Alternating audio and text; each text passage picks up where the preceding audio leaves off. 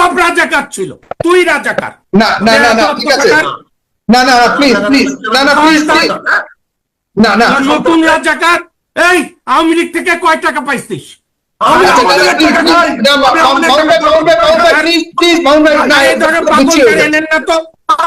এই ধরনের একটা উন্মাদ মামলা করার জন্য তুই করে বলছিস হারাম। প্লিজ এটা কথা বলা ঠিক, কথা বলা ঠিক না, প্লিজ আমাকে না না না না না উনি প্রতি সম্মান, আমাদের সর্বোচ্চ সম্মান রয়েছে যারা নতুন রাজাকার আওয়ামী লীগের ট্রেড এজেন্ট। না না প্লিজ প্লিজ ঠিক আছে। যেহেতু আজকে সবাই একটা নতুন ফ্যাশন হয়ে গেছে, যেদিকে বেশি যায় সেদিকে দৌড় দাও, এবং সবাই যদি একসঙ্গে দৌড় দেয়। এই যে রাশেদ খান দিয়ে আন্দোলন করার সময় আমরা একটু প্রশ্ন করেছেন এটা রাজাকারদের আন্দোলন, আমার কথা বলতে পারে রাজাকারদের দৌড়ছে, এটা রাজাকার আন্দোলনটা করতেছে, আন্দোলনের মুক্তিযোদ্ধা করতেছে, সমস্ত রাজাকারের ফ্যামিলি করতেছে, সমস্ত রাজাকার ইনভলভের মধ্যে, সমস্ত রাজাকার যুদ্ধবিরোধী জামাত তারা এটা ইনভলভ। বাইরে কেউ আছে? রাশেদ খান কিভাবে কথা, আমাকে কথা বলতে দেন, আপনি শুনেন। রাশেদ খানরা যখন আন্দোলন করছিল তখন আমরা একই কথা বলেছিলাম, তখন আমরা টকশোতে কথা বলেছি, তখন আমরা বলেছি, এবং এই আন্দোলন মাঠে মারা যাবে তখন আমরা বলেছি, এবং সেটা শেষ পর্যন্ত তারা কম্প্রোমাইজ করেছে যে সংসদে বসে প্রধানমন্ত্রী বক্তব্য দিলে হবে। সংসদে বলে বক্তব্য দিয়েছে বা শেষ হয়ে গেছে। কি বক্তব্য দিয়েছে? কোটাই বাতিল, তারপর আন্দোলন বন্ধ হয়েছে। আমি অবশ্যই আপনাকে সম্মান দিয়ে বলছি, যারা আজকে শিক্ষার্থীরা আন্দোলন করছে এরা সবাই রাজাকারের সন্তান, তার মুক্তিযুদ্ধ বিরোধী। কি প্রমাণ আছে?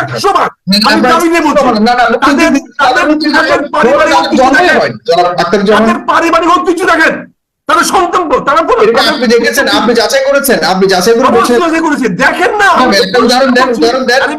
দায়িত্ব নিয়ে বলছি, আমি তো দায়িত্ব নিয়ে বলছি, দায়িত্ব নিয়ে বলছেন, কিন্তু আমরা দেখতে পাচ্ছি যে আপনি রাশেদ খানকে বলতে পারছেন সেই রাজাকারের সন্তান। রাশেদ খানের ব্যাকগ্রাউন্ড দেখেন না, অতীত দেখেন না, অতীত দেখেন না আমাকে, আমি রাশেদ খানকে বলছি। মানে এখানে প্রায় লক্ষ লক্ষ শিক্ষার্থীরা এখন সবাই রাজাকারের সংখ্যাই বেশি।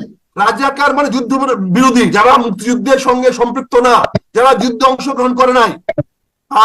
কয় লাখ লোক মুক্তিযুদ্ধে অংশগ্রহণ করছিল, বাকি সব ভাই আমি আপনার মাধ্যমে আক্তার ভাইয়ের কাছে জানতে চাই, আমার ব্যাকগ্রাউন্ডটা যদি উনি বলতেন, উনি যেহেতু জানেন আমাদের, তিনি তাকে আমি যথেষ্ট সম্মান করি। হ্যাঁ, আমি মিস্টার রাশেদ খানের কথা বলি।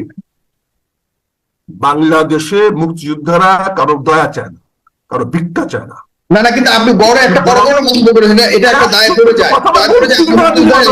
আপনাদের সুরে কথা বলতে হবে ভাই, আপনাদের সুরে কথা আপনি শতভাগ বাক্যটা শেষ করতে দেন না, বাক্যটা শেষ করতে দেন, অর্থটা অন্যরকম হয়ে যায়। বলেন। এতক্ষণ তো রাশেদ খান এক নাগাদে বলে গেছে, কিছুই বলেন না আপনারা, কোন একটা শব্দ উচ্চারণ করেন, অপমান করে কিছু বলেন, সে কারণে অন্ততপক্ষে সেখানে তার সম্মান ছিল। আমি কথাটা বলি আপনাকে, এখানে আমরা তো দেখে আসতেছি, আমরা তো এই বাংলাদেশের রাজনীতিতে এই কোটা বিরোধী আন্দোলন দেখে আসতেছি। 2018 সালে কোটা কেমন পরিসমাপ্তি হয়েছে আমরা দেখেছি, আমরা জানি কি হয়েছে।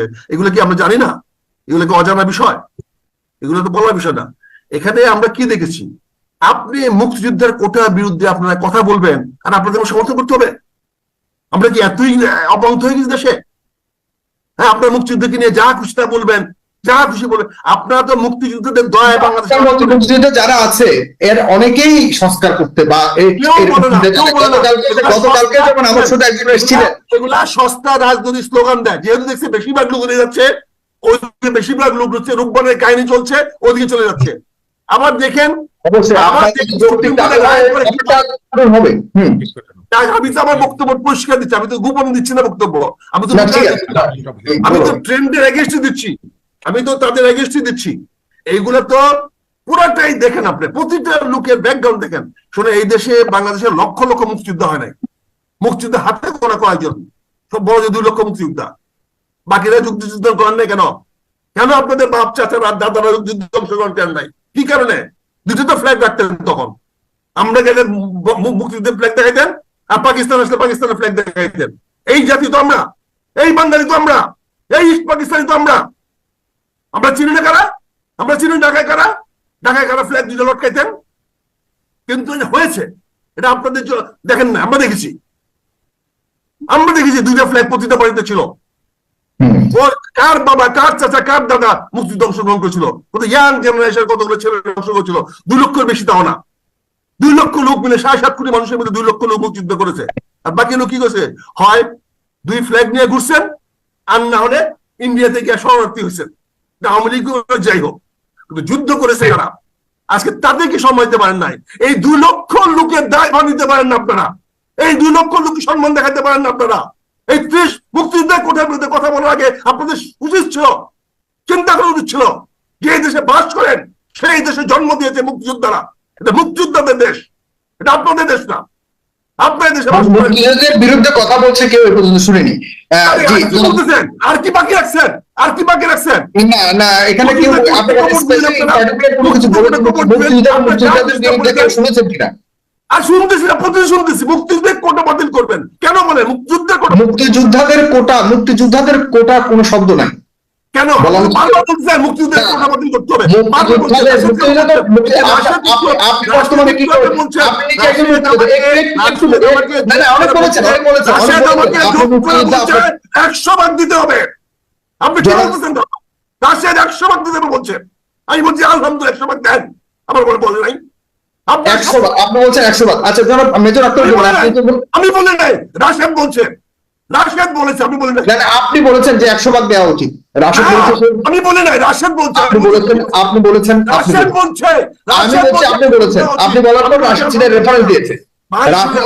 আপনি বলেছেন 100 ভাগ দেওয়া উচিত। আরে ভাই রাশিয়ান বলছে, জিজ্ঞাসা রাশিয়ান কি বলছে? আমি বলছি আপনি বলছেন আমি বললাম তো আপনি আবার শুনবেন অনুষ্ঠানটাকে পরে। জি, আপনি বলার পর শেষ পর্যন্ত ভাইয়া শুনে আমরা কথা বলি। কতগুলো বিষয়ে আমরা আমাদের কথা বলার মাননীয় প্রধানমন্ত্রী সঠিক কথা বলেছেন। রাজাঘাট থেকে দিবেন না, রাজাঘাট থেকে দিবেন নাকি বলেন? ওকে ফাইন, মেজর আক্তার এই আন্দোলন, কোটা আন্দোলন তারা চেয়েছে, সংস্কার চেয়েছে। আই অ্যাপ্রিশিয়েট, ঠিক আছে, সংস্কার হইতেই পারে, যে কোনো জিনিসের পরিবর্তন হইতে পারে, যে কোনো জিনিসের চাইতে পারে। তারা বলতে পারে যে আমাদের মেধাবীদের কোটা 70 না, এটাকে বাড়ায় 80 করে দেন, আমাদের 70% না, আমরা 100% করে দেন, চাইতে পারেন। কিন্তু আরেকজনকে বাধা না করবেন কেন? আরেকজনকে না করে অধিকার কি আপনার আছে? আরেকজন অধিকার হস্তক্ষেপ করবেন কেন? আপনি বলেন আমাদের মেধাবীদের 70% কোটা আছে, বা 46% আছে, বা 44% আছে, এইটাকে 100% করে দেন। 100 দাবি করতে পারেন, সহজে করতে পারেন, কিন্তু আরেকজনের দাবিকে, আরেকজনের অধিকারকে আপনি হস্তক্ষেপ করবেন কেন? কি কারণে? ও পোলাপান ডাক দিলে একটা বলে বললাম, দেখবো না পোলাপান 1 সপ্তাহ পরে কোথায় থাকে? দেখবো না আমরা পোলাপান কি করেন আপনারা? দেখবো না। আপনি একটা চ্যালেঞ্জ দিচ্ছেন ছেলেদেরকে 1 সপ্তাহ কি করবে? সৈয়দ মাহমুদ একটু জি, ধন্যবাদ। জনাব সৈয়দ মাহমুদ প্লিজ। এখানে একজন যেমন মুক্তিযুদ্ধের সরকার সৈয়দ মাহবুব রয়েছেন, এবং আপনি টার্গেট করেছেন যারা আন্দোলন গল্পবাল্লি হলো। কি বললেন? কোথায় যুদ্ধ করছে বলেন? কোথায় যুদ্ধ করতেন? সন্তান বলেন। আপনি কোথায় যুদ্ধ করছেন? আরে এসে দেখেন কোথায় যুদ্ধ করছি আপনার। আমার বাবা কোথায় যুদ্ধ করছে বলতে দেখেন। তাহলে বাপে ম্যাজিস্ট্রেট, সন্তান মারার মুক্তিযুদ্ধ সন্তান।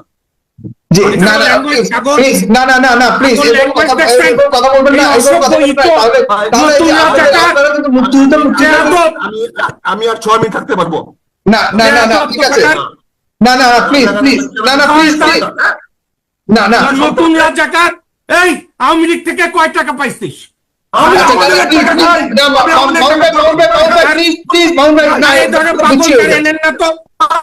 এই ধরনের একটা উন্মাদ মামলা করার জন্য তুই করে বলছিস হারাম। প্লিজ এটা কথা বলা ঠিক না, কথা বলা ঠিক না, প্লিজ আমাকে না উনি প্রতি সম্মান, আমাদের সর্বোচ্চ সম্মান রয়েছে যারা নতুন রাজাকার আওয়ামী লীগের ট্রেড এজেন্ট। না প্লিজ ঠিক আছে। তুই কি আচ্ছা মেজর আক্তার জামান প্লিজ আওয়ামী লীগের